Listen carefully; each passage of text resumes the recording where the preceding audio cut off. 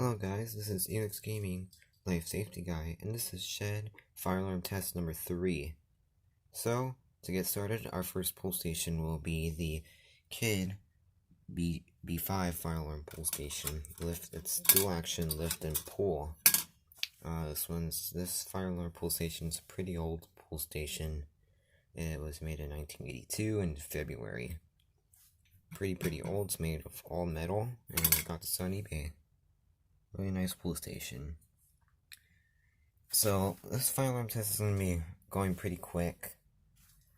The alarm I have up here is really loud, and I don't want to annoy my neighbors at all. So let's go up to the device. For the device, I have a Simplex 4903 light plate, I believe, or no. The horn is a Simplex 2901-9838 horn on a Simplex strobe plate. This thing's pretty loud. It was a pain. It was a big pain to hook up onto the back box and everything, and yeah. Really loud horn. I like the design of this fire alarm. I don't like how you have to hook it up to the back box there. Right here. But yeah. So just to make this quick, let's go ahead and pull the fire alarm. This does use a hex wrench, which I'm going to be using my hex wrench key to open up the key screw right there, that little silver thing. But yeah, here we go. 3, 2, 1.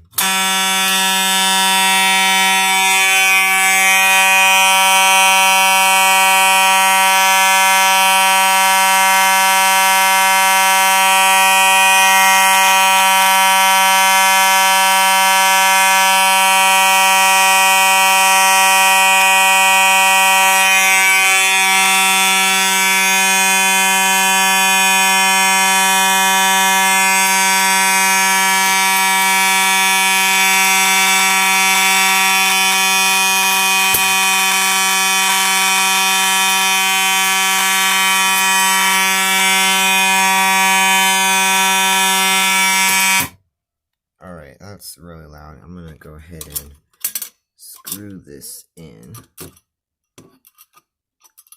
quickly.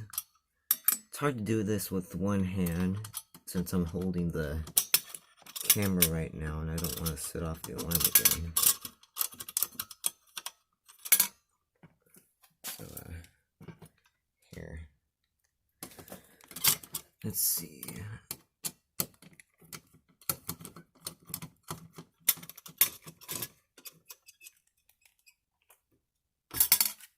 But yeah, as you can see, this is a really nice pull station, and I will show you the inside of it again.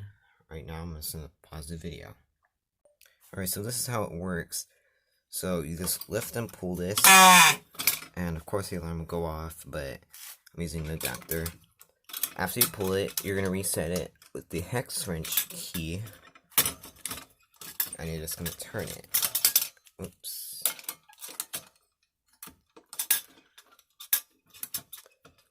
You're gonna keep on turning it. The thing will lift up on its own, but if you want to open it, you can go ahead and open it. As you can see, it has a pretty stiff button like that. It's on a single game back box, and it's a yield listed non-coded fire alarm box. You can see the model is right there. If I go ahead and pull this out of the way, I think you'll be able to see it. But as you can see, it says Kitty Model B5. And yeah, these 3 holes hold the brake rods. As you can see, this came with 1 brake rod. Yeah, that came with 1 brake rod, but I'm just gonna leave it in there. And if you want to use the brake rods will go into this hole right here. This is pretty neat. These are just more of cardboard brake rods, but yeah. Basically, after you're done resetting it, you just reclose it, and then you have to go ahead and tighten the alarm screw.